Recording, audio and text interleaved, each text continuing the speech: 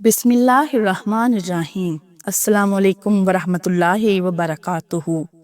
मोहतरम नाज़रीन, क्या आप जानते हैं वो नबी सल्लल्लाहु अलैहि वसल्लम जिनके एक इशारे पर चांद दो टुकड़े हो गया, जिनके कलमात से बीमार शफा पाते और जिनकी दुआ से बेजान दरख्त भी गवाही देते थे। आज मैं आपको हुजूर सल्लल्लाहु अलैहि वसल्लम की पैदाइश के वक्त रूनुमा होने वाले वो मोजज़ात सुनाने जा रही हूँ जो ना सिर्फ आपके ईमान को ताज़ा करते हैं बल्कि दिल को यकीन और सुकून से भर देते हैं। हमारे प्यारे आका और आखिरी नबी हज़रत मोहम्मद सल्लल्लाहु अलैहि वसल्लम 12 रबीउल अव्वल को सुबह सादक के वक्त जहां में तशरीफ लाए और आकर बेसहारों, गम के मारों, दुखियारों और दर दर की ठोकरें खाने वाले बेचारों की शाम गरीबा को सुबह बहारा बना दिया। मोहतरम नाजरीन, आज की इस दिलचस्प वीडियो में आकाए दो जहां की विलादत बासादत के मौका पर जो वाक़यात रूनुमा हुए, आज उनका जिक्र करेंगे। नाजरीन, सबसे पहले हुजूर नबी अकरम सल्लल्लाहु अलैहि वसल्लम की हयात मुबारका में रूनुमा होने वाले चंद अजीम मोजज़ात का अहवाल जानते हैं, जिनमें से एक चांद के दो टुकड़े होने के वाक़े को तफसील से बयान करते हैं। मक्का के कफ़ार हमेशा नबी करीम सल्लल्लाहु अलैहि वसल्लम से मुतालबा करते थे कि अगर आप वाकई अल्लाह के रसूल हैं तो कोई बड़ा मोजज़ा दिखाएं। वो जिद में आकर कहते कि हमें कोई ऐसी निशानी दिखाएं जिससे हम कायल हो जाएं। एक रात जब चांद पूरी तरह रोशन था, कफ़ारे कुरैश ने हुजूर सल्लल्लाहु अलैहि वसल्लम से कहा, अगर आप वाकई अल्लाह के नबी हैं तो चांद को दो हिस्सों में करके दिखाएं। नबी करीम सल्लल्लाहु अलैहि वसल्लम ने अल्लाह ताला से दुआ फरमाई और आपके इशारे से चांद दो टुकड़े हो गया। एक हिस्सा कोहे हिरा की तरफ और दूसरा हिस्सा दूसरी जानिब नजर आया। लोग अपनी आंखों से ये मंजर देख रहे थे। यह मंजर देखकर कुछ लोग ईमान ले आए, लेकिन अक्सरियत ने कहा ये मोहम्मद सल्लल्लाहु अलैहि वसल्लम का जादू है। फिर कुछ ने कहा कि बाहर से आने वाले काफिलों से पूछें, अगर उन्होंने भी ये मंजर देखा है तो फिर ये जादू नहीं हो सकता। जब दूसरे इलाकों से आने वाले लोगों ने भी यही गवाही दी कि उन्होंने चांद को दो हिस्सों में बटा हुआ देखा, तब भी जिद्दी कफ़ार ईमान न लाए। अल्लाह ताला ने इस अजीम मोजज़े को कुरान में जिक्र फरमाया, क़यामत करीब आ गई और चांद फट गया। ये आयत इस बात की गवाही है कि ये मोजज़ा सच्चाई के साथ रूनुमा हुआ। ये मोजज़ा सिर्फ एक वक्त का मंजर नहीं बल्कि क़यामत के करीब आने की निशानी भी था। ये वाज़िह दलील है कि हुजूर सल्लल्लाहु अलैहि वसल्लम अल्लाह के सच्चे रसूल हैं।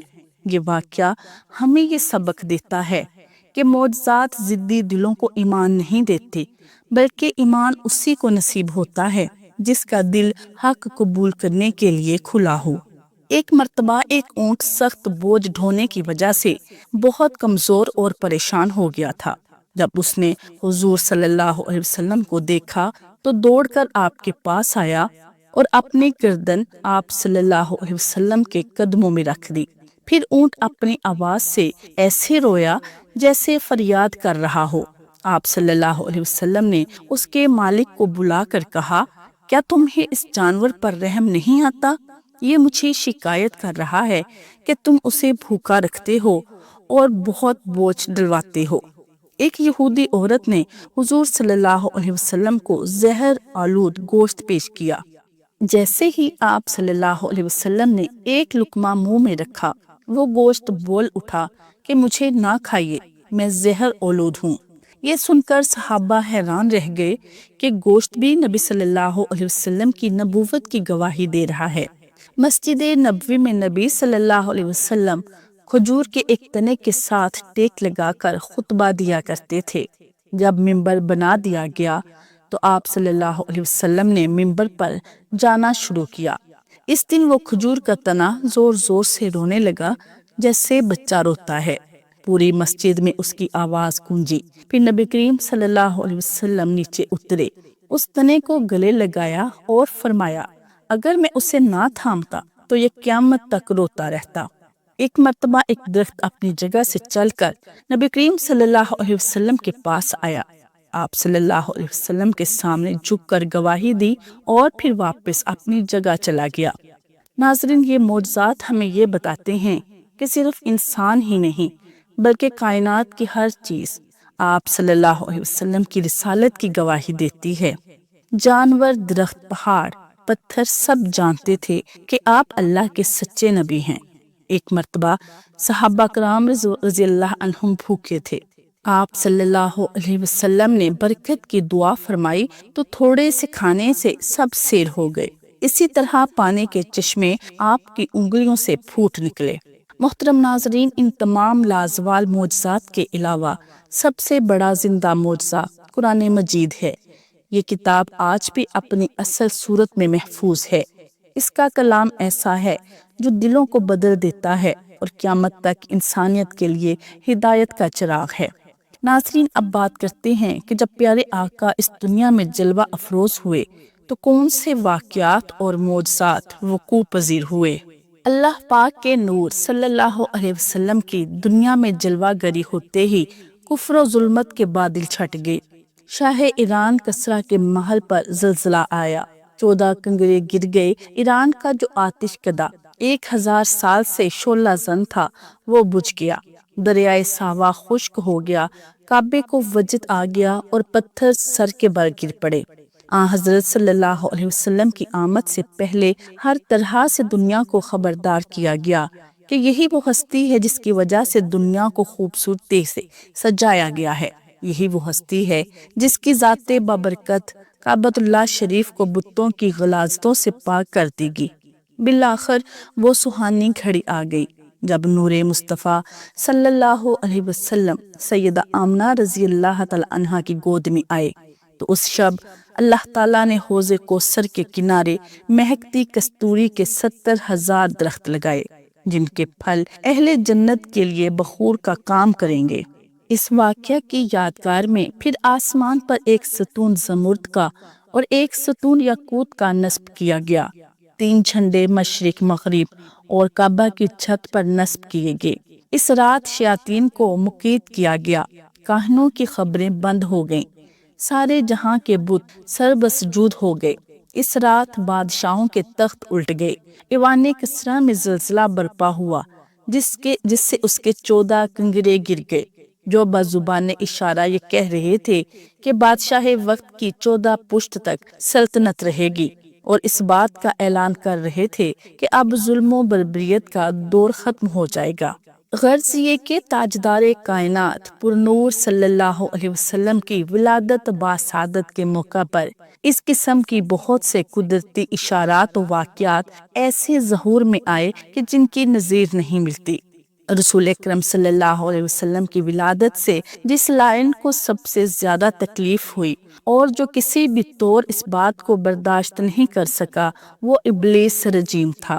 یہ ابلیس آپ کی ولادت کے وقت غمزدہ ہوا۔ چنانچہ اس حوالہ سے حضرت اکرمہ سے ایک روایت منقول ہے جس میں آپ فرماتے ہیں، جب رسول اکرم صلی اللہ علیہ وسلم اس دنیا میں جلوہ افروز ہوئے تو ابلیس لائن نے تاروں کے گرنے کو دیکھتے ہوئے کہا کہ آج کی رات ایسا نومولود پیدا ہوا ہے جو ہمارے نظام کو درہم برہم کر دے گا۔ پھر اس نے اپنے چیلوں کو تمام روئے زمین کی مٹی لانے کا کہا جس کو وہ سونگنے لگا۔ جب اس نے تہامہ کی مٹی سونگی تو اس نے کہا کہ اسی جگہ سے ہم برباد کیے جائیں گے۔ یعنی شیطان لائن کی پریشانی کی وجہ یہ تھی کہ اس کا بنایا ہوا برسوں پرانا کفر و شرک پر مبنی نظام جس ذات عالی کے لائے ہوئے پیغام سے درہم برہم ہو جاتا وہ نبی اکرم صلی اللہ علیہ وسلم کی ذات عالیہ تھی، اور اسی وجہ سے وہ غمزدہ تھا۔ پھر اسے کسی چیلے نے مشورہ دیا کہ تمہیں تو یہ قدرت دی گئی ہے کہ کسی نومولود کو چھو کر پاگل کر دو، تو اس نومولود کو ہاتھ لگا دینا تاکہ وہ صحیح نہ رہے۔ ابلیس لائن ایسا کرنے گیا لیکن ایسا کر نہیں سکا۔ چنانچہ اس روایت کو نقل کرتے ہوئے اور ماقبل روایت کی شرح کرتے ہوئے صاحب سیرت تحریر فرماتے ہیں، اور یہ ستاروں کے گرنے والی روایت اس بات پر دلالت کرتی ہے کہ ستاروں کا گرنا ابلیس کے نزدیک ولادت نبوی کی نشانی تھا۔ تبھی اس نے ہلچل کی بنا پر تہامہ کی مٹی سونگھنے کے بعد تباہی کی بات کی، تو اس کے چیلوں نے اس سے کہا کہ تو اس نومولود تک جا اور اسے چھو کر حواس باختہ کر دے۔ پھر جب وہ ایسا ہی کرنے کے لیے رسول اللہ صلی اللہ علیہ وسلم کے قریب ہوا تو اللہ تبارک و تعالیٰ نے حضرت جبریل کو بھیجا، تو حضرت جبریل نے اس لائن کو ایک شدید ٹھوکر ماری جس سے وہ عدن شہر میں جا گرا۔ یعنی جب شیطان کو یہ قدرت نہیں دی گئی کہ صالحین پر قادر ہو کر اپنا زور چلا سکے جیسا کہ قرآن مجید میں ہے، تو یہ کیوں کر ہو سکتا تھا کہ اس کا زور آپ پر چل سکے، خواہ آپ زندگی کے ابتدائی ساعتوں میں ہی تھے۔ حضرت بی بی آمنہ رضی اللہ عنہا آپ صلی اللہ علیہ وسلم کی پیدائش کے حوالے سے فرماتی ہیں، میں نے زمانے حمل میں کسی طرح کی تکلیف اٹھائی، نہ کوئی بوجھ محسوس کیا۔ سیرت حربیہ میں آپ رضی اللہ عنہا کا یہ قول مروی ہے کہ مجھے حمل سے پیدائش تک کوئی تکلیف محسوس نہیں ہوئی، مگر مواہب الدنیا میں حضور نبی اکرم صلی اللہ علیہ وسلم کا یہ فرمان عالی شان مروی ہے کہ میری والدہ نے دیگر عورتوں کی طرح حمل کا بوجھ محسوس کیا اور اپنی سہیلیوں سے اس کا تذکرہ بھی کیا۔ پھر میری والدہ نے ایک خواب دیکھا کہ ان کے بطن اطہر میں جو کچھ ہے وہ نور ہے۔ دوران حمل چونکہ بوجھ محسوس کرنے اور نہ کرنے دونوں طرح کی روایات مروی ہیں، لہٰذا علماء کرام نے ان روایات میں یوں تطبیق دی کہ ابتدائی حالت میں یہ بوجھ تھا، پھر کچھ وقت گزرنے کے بعد یہ کیفیت بھی ختم ہو گئی۔ حضور صلی اللہ علیہ وسلم اپنی والدہ ماجدہ کے بطن اطہر میں پورے 9 مہینے تشریف فرما رہے۔ اس دوران حضرت آمنہ رضی اللہ عنہا کے سر یا پیٹ میں کوئی درد اور کسی قسم کی کوئی تکلیف نہ ہوئی، بلکہ حاملہ عورتوں کو جو تکالیف ہوتی ہیں آپ ان سے بھی محفوظ رہیں۔ امام ابو نعیم اصفہانی رحمۃ اللہ علیہ نے نقل کیا ہے کہ حضرت آمنہ رضی اللہ عنہ فرماتی ہیں، جب میں 6 ماہ کی حاملہ تھی تو کوئی میرے خواب میں آیا اور کہنے لگا، اے آمنہ، آپ کو تمام جہاں سے بہتر ہستی کی ماں بننے کا شرف ملنے والا ہے، لہٰذا جب یہ ہستی دنیا میں تشریف لائے تو اس کا نام محمد رکھیے گا، اور اپنے معاملے یعنی جو انوار و تجلیات وغیرہ دیکھیں ان کو کسی پر ظاہر مت کیجیے گا۔ ایک روایت میں ہے کہ سیدہ آمنہ نے خواب میں دیکھا کہ کوئی انہیں کہہ رہا ہے کہ آپ تمام مخلوق کے خدا سے بہتر اور تمام جہانوں کی سردار کی ماں بننے والی ہیں، لہٰذا جب وہ پیدا ہوں تو ان کا نام محمد اور احمد رکھیے گا، نیز ان کے گلے میں یہ تعویذ ڈال دیجیے گا۔ چنانچہ جب آپ بیدار ہوئیں تو آپ نے سر کے قریب سنہری حروف سے لکھی ہوئی ایک تحریر موجود پائی۔ اس تحریر کا مفہوم کچھ یوں ہے، میں پناہ مانگتی ہوں اللہ وحدہ لا شریک کی ہر حاسد کے شر سے، ہر بھٹکی مخلوق سے، کھڑی ہو یا بیٹھی ہو، جو سیدھی راہ سے ہٹی ہوئی ہو اور فساد کے لیے کوشاں ہے۔ نیز پناہ مانگتی ہوں ہر پھونکنے اور گرا لگانے والی سے اور مردود مخلوق سے جو لوگوں کی گزرگاہوں پر گھات لگائے بیٹھتی ہے۔ میں اس بچے کو خدائے برتر کی پناہ میں دیتی ہوں اور اسی کے ظاہری و باطنی دست قدرت کے حوالے کرتی ہوں کہ اللہ پاک کا دست قدرت ہی تمام مخلوق پر غالب ہے اور اللہ پاک نے انہیں اپنے حجاب میں لے رکھا ہے، لہٰذا کوئی بھی انہیں تا ابد کسی حال میں نقصان نہ پہنچا پائے گا۔ یہ روایت اگرچہ الفاظ کی تبدیلی کے ساتھ سیرت کی کئی کتب میں موجود ہے، مگر شرف مصطفیٰ نامی کتاب میں اس کے بعد یہ اضافہ بھی موجود ہے کہ سیدہ آمنہ رضی اللہ عنہ فرماتی ہیں، میں نے اس خواب اور تعویذ کا ذکر چند عورتوں سے کیا تو انہوں نے مجھے مشورہ دیا کہ یہ کوئی آسیب ہے، لہٰذا اپنے گلے اور بازو پر لوہے کی کوئی چیز باندھ لوں۔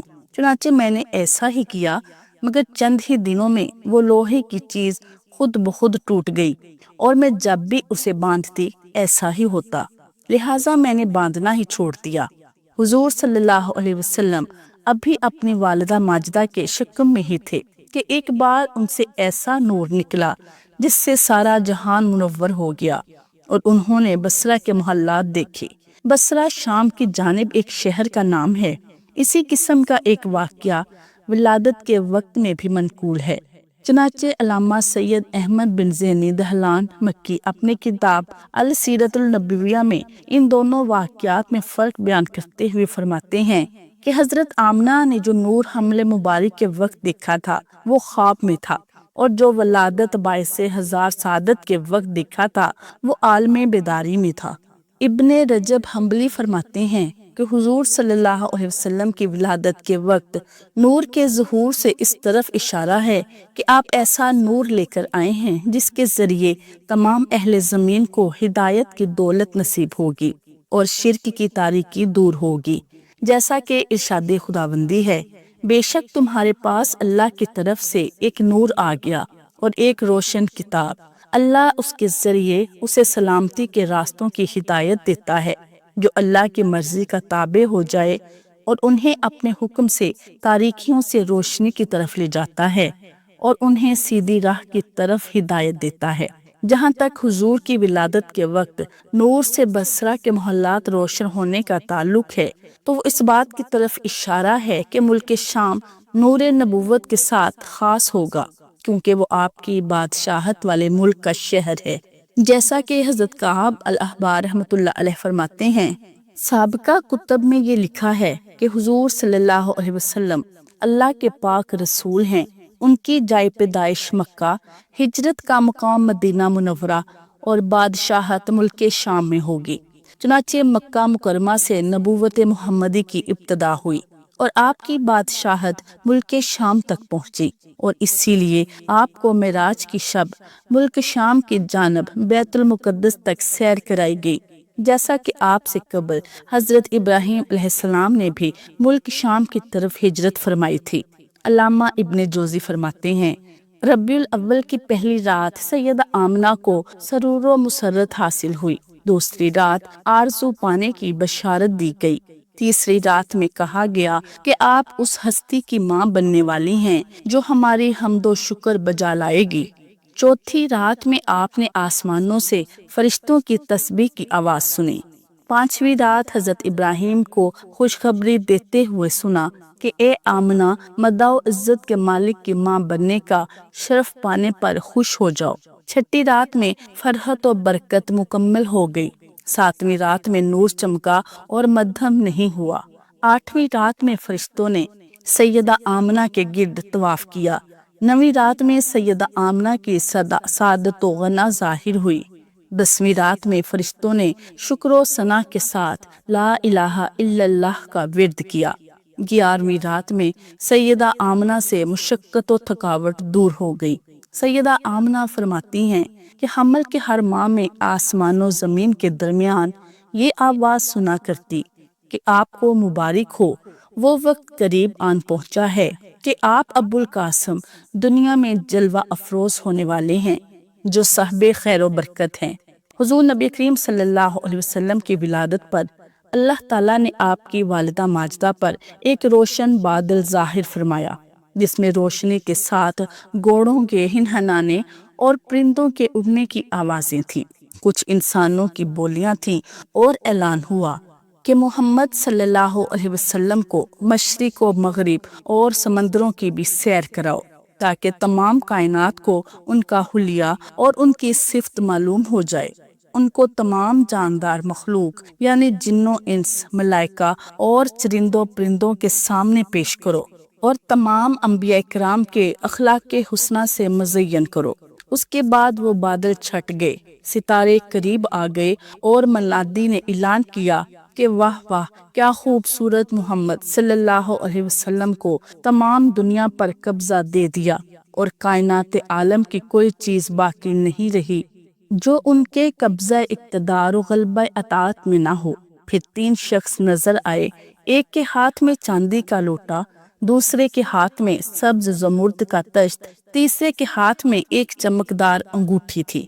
انگوٹھی کو 7 مرتبہ دھو کر حضور اکرم کے دونوں شانوں کے درمیان مہر نبوت لگا دی گئی، پھر آپ کو ریشمی کپڑے میں لپیٹ کر آپ کی والدہ ماجدہ کے سپرد کر دیا گیا۔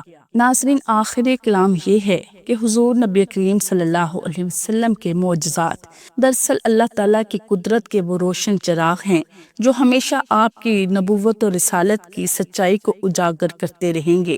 چاند کا 2 ٹکڑے ہونا، بے جان چیزوں کا آپ صلی اللہ علیہ وسلم کی گواہی دینا، بیماروں کا شفا پانا اور تھوڑے سے کھانے پینے میں بے پناہ برکت ہونا، یہ سب اس حقیقت کی نشانیاں ہیں کہ آپ صلی اللہ علیہ وسلم اللہ کے سب سے محبوب اور برگزیدہ نبی ہیں۔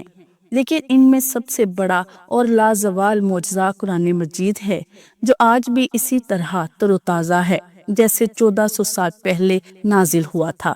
یہ کتاب نہ صرف ایمان والوں کے لیے نور اور ہدایت ہے، بلکہ دنیا و جہان کی کامیابی کا راستہ بھی اسی میں ہے۔ لہٰذا ہمیں چاہیے کہ ہم ان معجزات کو صرف سن کر حیران نہ ہوں، بلکہ اپنی زندگیوں میں ایمان، عمل صالح اور اتباع رسول کو مضبوط کریں، کیونکہ معجزات کا اصل مقصد ہمیں یقین دلانا اور عمل کی دعوت دینا ہے۔ اگر ہم حضور صلی اللہ علیہ وسلم کی سیرت اور سنت کو اپنی زندگی کا حصہ بنا لیں تو یقیناً ہم دنیا میں سکون اور آخرت میں نجات پا سکتے ہیں۔ محترم ناظرین، امید کرتی ہوں کہ آپ کو آج کی ویڈیو اچھی لگی ہوگی۔